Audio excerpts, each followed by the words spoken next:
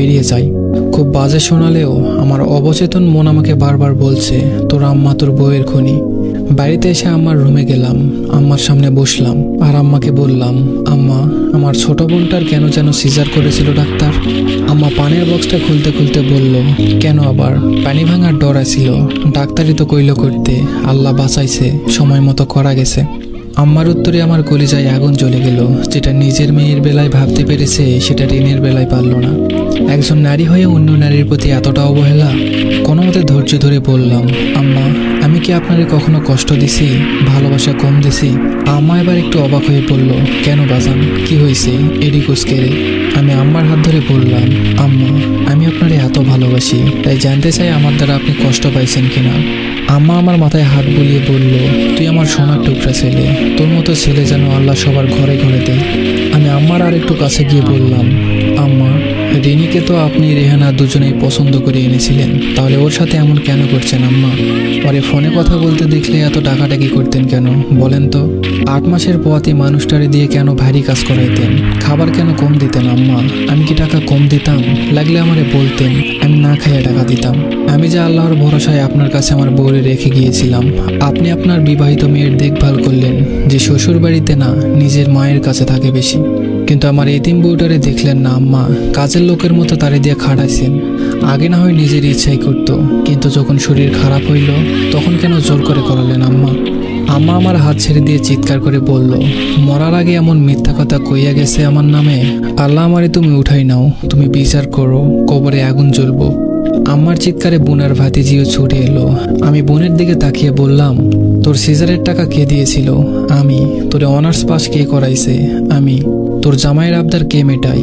তোর সংসার কয়দিন পর পর কার টাকায় জোড়া লাগে? আমার টাকায়। তাহলে আমার সংসারটা ভাঙলি কেন বলতে পারবি? বোন আমার হুঙ্কার ছেড়ে বলল, ও তুমি আমাকে বিচার করতে দেশে আইছো? তোমার বউ যে এত কুটনা আগে বুঝিনি, এত মিথ্যুক, ছি। আমি কিছুটা রেগে গিয়ে বললাম, মিথ্যুক তো তোরা, যত রকমের অমানসিক নির্যাতন করেছিস, এমনকি তুই তার গায়ে 2 দিন হাত তুলেছিস। আমার আম্মা সেটাকে আবার সঠিক রায় দিয়েছে, অথচ সে আমাকে কিছু বলল না। বোন এবার মস্করার সুরে বলল, ও তোমার ভালো বউ কিছু বলে নাই, তাহলে এগুলি এখন তোমার বউয়ের ভূত এসে বলে গেছে। ইচ্ছা হলো চর মেরে ওর দাঁতগুলা ভেঙে দেই। ওর বাচ্চাটা সামনে দাঁড়ানো, তাই নেহাত ছেড়ে দিলাম। রাগে কিরমির করতে করতে বললাম, নিজে না পড়ে তোকে পড়িয়েছি। তোর উচিত তোর জামাইয়ের অতিরিক্ত চাহিদায় নিজে ইনকাম করে মেটানো, যেহেতু নিজের পছন্দেই বিয়ে করেছিস। রেহানা বিলাপের সুরে বলল, নিজের আপন ভাই বোনকে এমন খোঁটা দিতে পারলো পরের বাড়ির মেয়ের জন্য? এমন দিনও আসলো আমার জীবনে। আমি আম্মাকে বললাম, আম্মা আমি তো সিজারের জন্য টাকা দিয়েছিলাম আলাদা করে, তাহলে আপনি করাইতে চান নাই কেন? আপনারা রেহানার এত আপত্তি থাকার কি আর কোনো কারণ ছিল? আম্মা জোর গলায় বলল, কে কইছে আমরা করাই নাই? ডাক্তাররে আমরা কইছি টাকা যা লাগে লাগুক, অপারেশন করান। হেরা না করিলে আমরা কি করবো? হুদাই মিশা দোষ দিবি না। আম্মার সহজ সরল মিথ্যা আমার কাছে বিষের মতো লাগছে। আমি দীর্ঘশ্বাস ফেলে বললাম, আম্মা আমি খবর নিয়ে আসছি, সিজারের টাকা আপনি আপনার মেয়ের জামাইকে দিয়েছেন তার জমি কেনার টাকা শর্ট পড়াই। আপনি আপনার মেয়ের সংসার বাঁচালেন আর আমার সংসারটা ভেঙে দিলেন, আমার মাসুম বাচ্চাটারে মেরে ফেললেন। এ আপনার কেমন বিচার আম্মা? আম্মা কাঁদো কাঁদো গলায় বলল, হায়াত মৌত আল্লাহর হাতে, তুই আমারে দোষ দিতে পারিস না। কোথায় যেন হাদিসটা পড়েছিলাম, তুমি তোমার বাবা মায়ের সাথে তর্ক করো না, এমনকি তাদের জুতোর সাথেও না, যদিও বা তুমি সঠিক হও। নিজেকে সামলে নিয়ে আম্মার দিকে তাকিয়ে শান্তভাবে বললাম, আল্লাহ বলেছে চেষ্টা করতে, আপনি এবং আপনারা করেন নাই, বরং আরো খারাপ করেছেন। তারে তিলে তিলে শারীরিক মানসিক যন্ত্রণা দিয়ে মেরেছেন। সে যদি আমাকে নালিশ করত তাহলে সত্য মিথ্যা মিশানোর সুযোগ ছিল, কিন্তু যে মানুষ নিজের সাথে কথা বলে তার মিথ্যা বলার দরকার হয় না। কথাটা বলে রুমে চলে আসলাম। অনেক প্রশ্ন অনেক ইচ্ছা থাকা সত্ত্বেও বললাম না। মা বোন বিলাপ করছে, আশেপাশের মানুষ আমাকে বউ পাগল নিষ্ঠুরতম সন্তান হিসাবে জানছে, জানো তাতে আমার কিছু যায় আসে না। ফ্লাইটের আগের দিন আম্মা আমাকে খেতে ডাকলো। এতদিন একসাথে না খেলেও আজকে খেলাম। খুব স্বাভাবিকভাবে আম্মাকে বললাম, আম্মা কোনোদিন তো এয়ারপোর্টে যান নাই, এবার চাইলে যেতে পারেন। আমার সহজ স্বাভাবিক কথায় আম্মা খুশি হলেন।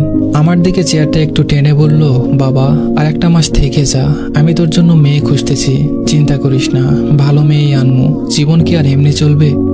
আমি হাসলাম, আম্মার দিকে তাকিয়ে কিছু বললাম না।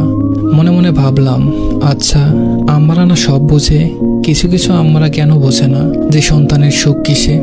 ইমিগ্রেশনে ঢোকার আগে আমি আম্মাকে জড়িয়ে ধরে কানের কাছে ফিসফিস করে বললাম, আম্মা, আপনি আমাকে সন্তান হারা করেছেন, আজকে থেকে আপনিও ছেলেহারা। এটা আপনার প্রতি আমার নীরব প্রতিবাদ। আম্মা, আপনাকে যদি আমার বুকের ভেতরের কষ্টটা দেখাতে পারতাম তাহলে আপনি বুঝতেন আপনার কলিজার টুকরা ছেলেকে নিজের হাতে কতটা কষ্টের সাগরে ফেলে দিয়েছেন। আম্মা আটকে উঠলেন, আমার হাত শক্ত করে ধরে বললেন, কি বললি তুই? আমি আম্মার হাত ছেড়ে দিয়ে বোনকে উদ্দেশ্য করে বললাম, যদি দেখিস কখনো টাকা পয়সা পাঠানো বন্ধ হয়ে গেছে, বুঝবি তোর ভাই মারা গেছে। ততদিন আম্মা বেঁচে থাকলে আশা করি তুই তার দেখভাল করবি, এছাড়া তোদের টাকার কথা ভাবতে হবে না কখনো। দুকদম হেঁটেই পিছনে ফিরে তাকালাম। আমার প্রিয় আম্মা আমার জন্মদাত্রী হাউমাউ করে কাঁদছেন। পিছনে ফিরে গেলাম আবার।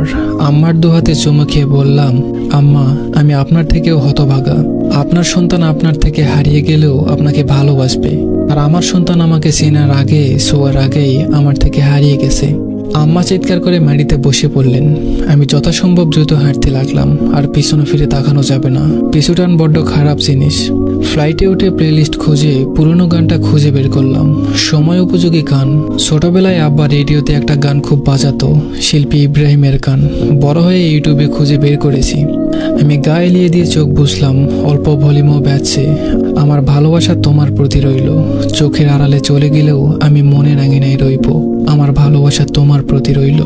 চোখ বুজে আমি আমার রেনিকে দেখতে পাই। খিলখিল করে হাসতে থাকা মেয়েটা আজকে হাসছে না, তার দু চোখ ভরা অভিমান, ভালোবাসার দৌড়ে পিছিয়ে থাকার অভিমান। এ অভিমান ভাঙাবো কেমনে? ধন্যবাদ সবাইকে।